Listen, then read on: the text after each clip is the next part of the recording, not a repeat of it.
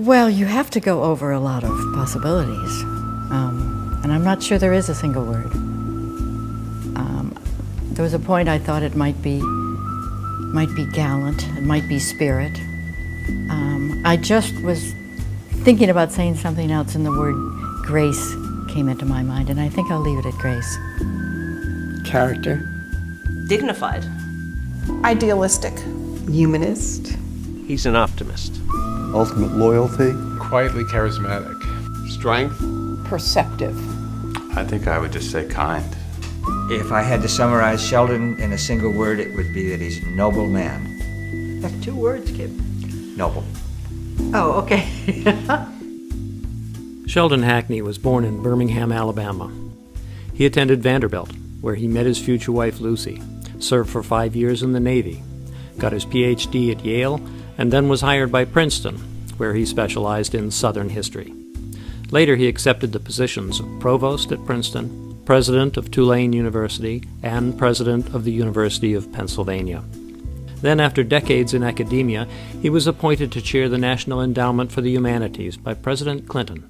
Sheldon Hackney, grew up in Birmingham, called Birmingham in those days, probably the most violently racist city in the country. And, he was someone who early on, he never absorbed that and became someone who was interested and concerned about the South and about the problems of the South, and went on to be a leading figure in trying to integrate our society and open up all the many institutions he was part of. Very ambitious about what education should be and generous in his inclusiveness. Very committed to justice and equality and education as an engine of equality.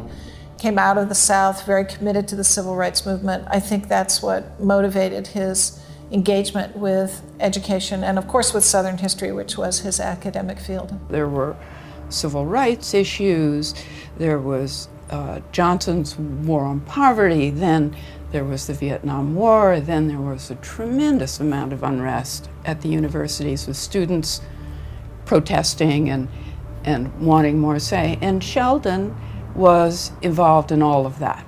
We had a mother-in-law who was a true force in civil rights in the South. Everybody was angry at them because, they supported Rosa Parks. Sheldon's from Birmingham and Lucy was in Montgomery. And when they met and Sheldon became so attracted to Lucy Durr, Lucy's cousin advised him to stay away from her. That family's trouble. I mean, they're outlaws in Alabama. They were so prominent in Montgomery, in the Montgomery bus boycott, and all of the efforts to, integrate and segregation. It was very clear that Sheldon brought certain things to Penn, which were very critically important to the development of the university. And I would say the most important thing he did was to recognize the impact of the medical school on the university. And the University of Pennsylvania medical system was large and strong when he arrived, but it had some weaknesses, and it was a little bit sleepy. So he looked around to see who might be the best potential leader, and he found at the University of Michigan Bill Kelly, Dr. Bill Kelly, who was a dynamo. He was not afraid to surround himself with really good people, and he was not always, he didn't always have to have the credit for everything. He was going to let other people have the credit often. And I think that really served him well, that he was a consensus builder. He wasn't, someone who was just there at the top telling everybody what they should be doing. I was lucky enough to visit him and speak with and without Bill when he was president of Tulane and president of Penn. And I saw what a remarkable leader he was of the younger generation and of his own colleagues, how everybody respected him, how he made everything work in a wonderful, quiet, easy, hospitable way. and he was very skillful at getting things accomplished, but in a manner that was, again, very gracious and very calm, and with a sense of humor always. Sheldon was president at Penn through much of my time on the faculty there, and I always felt he embodied such important values for what a university should be and what a president's leadership should be. He cared about learning, about curiosity. He was a person of the highest integrity in his leadership of Penn, and it made me proud to be part of the faculty. We taught together, we taught graduate students together, and it was fantastic. We would have the seminar in his office. He was at one end of the table, I was at the other, and the students were in the middle, and we, argued about the books. And he had a way about him that enabled you to argue without feeling as though you were going to disrupt the relationship at all. I learned an enormous amount from him, and given the many years that he was out of the classroom and out of being a full-time scholar and in administration, it was really remarkable how well he managed to keep up with what was going on in the literature. Meeting Sheldon changed my life. It really did. He was reworking his dissertation into a book. He had me do a book of readings on the Montgomery bus boycott and the civil rights movement, and I also became his assistant in his course on the South, the first course that had been taught on the South in Princeton in a number of years, and so I got thrown into this world, and of course he was very actively involved in civil rights, and so this almost hidden world of black and white activists that I scarcely knew existed. And I started meeting these people and studying them, and I was just enthralled. Well, this is a special tribute to Sheldon, to you, Sheldon. I like to think of you as the athlete scholar. And anyone who's played golf or tennis with you clearly understands and appreciates what I'm saying. You are, I think, the guy who epitomizes that expression. I mean, I knew of your reputation at Tulane long before I met you. And not only were you the scholar and academic leader at Tulane, but you really set standards for the university that I think it upheld after your departure. Your experiences at Pennsylvania clearly, and your experience at the National Endowment for the Humanities speak for themselves. If my wife was here, she would certainly say all those things that I've just said. In fact, she would probably prompt me to say them more slowly than I've spoken so far. For a man who had all his accomplishments, Yeah. he never dined out on them. That's a very good way of putting it. You knew they were there, but he never talked about himself, ever, really. Except his desire to start a national conversation. Which he did when he was head of the National Endowment for the Humanities. You could always tease Sheldon about things like that, too. Mike Wallace was particularly cruel to Sheldon in asking, hey, how's the national conversation coming today? He wouldn't let him get away with just seeming to have started something. Michael was always pushing. One thing we really appreciated was Lucy Hackney's interest in the well-being of the residents.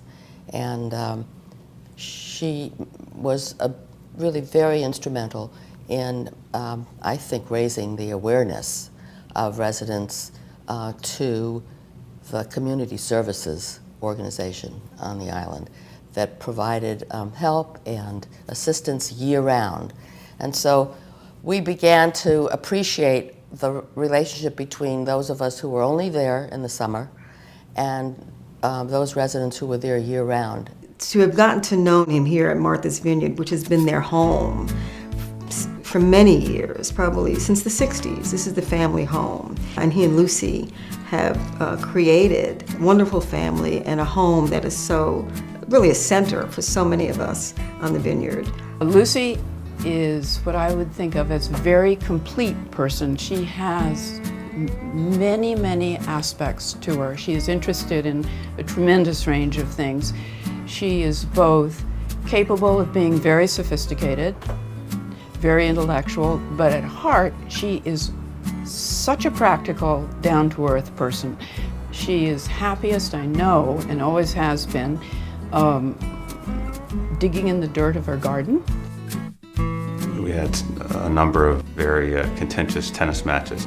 Under that kind of calm exterior lies somebody who's super competitive. I knew I was going to have to earn it, and I finally beat him. Jumped over the net, and he was happy. He was gracious in the loss, but I knew that I had earned it because that's the way he was. We had breakfast together every morning. We had dinner together every night.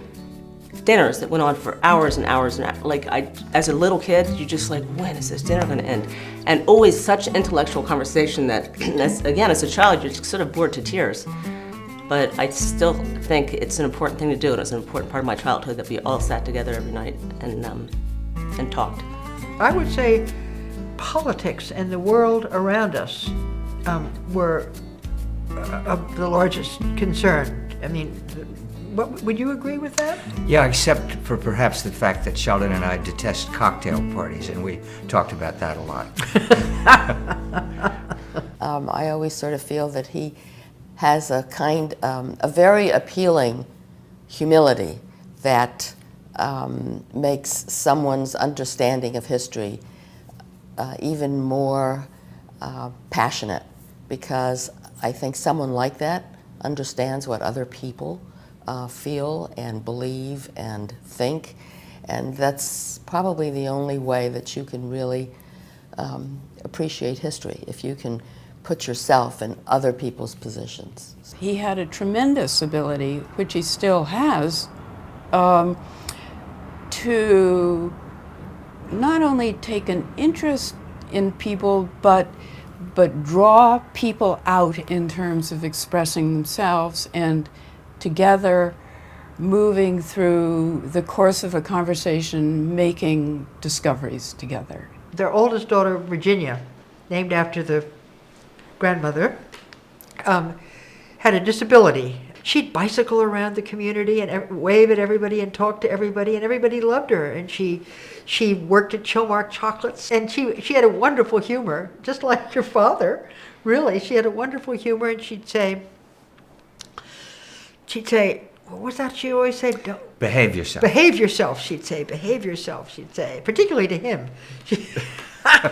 It was a privilege to be party to all that, to be party to their way of sustaining Virginia and sustaining each other and their faith and hope, and the way Sheldon expressed it in the letters, which were so raw, but so beautiful and so graceful.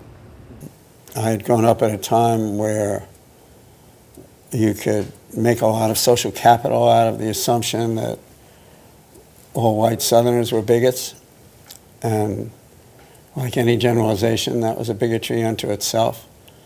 I'd had my own experiences and a couple of wonderful friendships with people from the South that had taken me a long way from that. But Sheldon, in his easy, somehow instructive way, with iron principles and a very velvet glove, took me the rest of the way. I don't know if he knew that he did, but he did. And I do remember the one time I did was with Davis. And we drove up there, and there was Sheldon waiting in the airport. And I looked across at this very distinguished, appealing man who I had, of course, seen before. But I suddenly saw him as the professor, because he was all still dressed up. He had on his academic tweed and tie, all of it, and he was sitting there reading. It's an image I won't forget. But equally unforgettable was being on the other side and being with Lucy when I would come to the airport to pick up Davis, and she would come to see Sheldon. And the joy of the reunions after a week or something, and the gratitude to Davis. I mean, which was very much a part of the friendship, the sort of silly but wonderful gratitude for bringing Sheldon up for the weekend. And I thought, they're like kids, they're great, they're great. My father is a gentleman, and I don't think I know, and I lived with him, and when you live with somebody and you see all their faults, I think it's hard to say still, he never loses his patience, he doesn't swear, he doesn't tell dirty jokes, he's a gentleman. And I don't think there's that many people like him left in the world. He's really an amazing guy. The first time they invited us to dinner next door, and they had recently moved in, and it wasn't a big dinner party. I asked Lucy if it was okay if we brought a guest who had turned up unexpectedly, and she said, sure. Well, the guest happened to be Frank Sinatra, who had come on his boat and come ashore and wanted us to come on board for dinner. And we said, we can't come on board for dinner. We're going next door to our new neighbor's house. Why don't you come too? And he said, fine. So Lucy says that I neglected to tell her that it was Frank Sinatra. Sheldon, on the other hand, came forth to be the perfect amused host. Sheldon, no question about it, he's a Southern gentleman. And he has that sense of charm and relaxed manner is just a part of his persona. It's just most attractive. Usually people want to tell you about all the people I've seen and all the, I had never heard the story about Frank Sinatra. I know the Clintons were at their house on a regular basis, but that's not the way he was. You could talk politics at lunch and he was not going to tell you about the time he was with Hillary or the time he was with Bill or any of that at all. In fact, you would have almost enjoyed that. But he was so, I don't know if he was just shy or modest, but he just didn't seem to feel the need. He had enormous factual knowledge of history and culture, but that's not really what set him apart. It seemed to me. It was just that he took it to a deeper philosophical level that I think is a great model for any scholar, for any citizen, really. A kind of civic engagement of the heart and mind that is really quite extraordinary. His legacy has been his positivism, his intellect, all driven by a kind of constancy in his character that drives his train and makes lots of other people want to jump on board. He went back to Penn and taught for a long time because he really loved the place, and ultimately, of course, retired to Martha's Vineyard, where he is now, and of course, didn't slow down at all because he undertook the museum. Sheldon joined the museum at a time that the institution was emerging from a historic society focusing on research into a full-fledged museum, exhibitions, programs, and a mission to find a new home.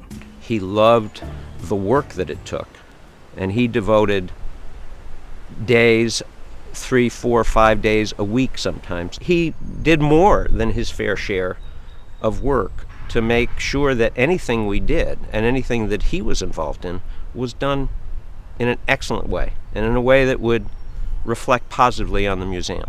We were so glad that Sheldon had become involved with the project of the museum because we knew that he would bring to it an enormous amount of insight and knowledge of American history.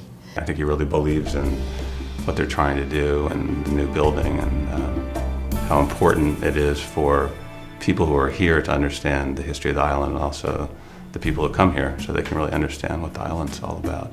I can't really think of a more fitting tribute to Sheldon than the completion of this museum, which is about to be launched on Sheldon's watch. Well done. Onward. Onward. Onward. I think Sheldon uses the word onward every day. I think it's just his way of he was just always moving forward, it's always on to the next thing. Something bad happens, something good happens, we're moving on. Onward.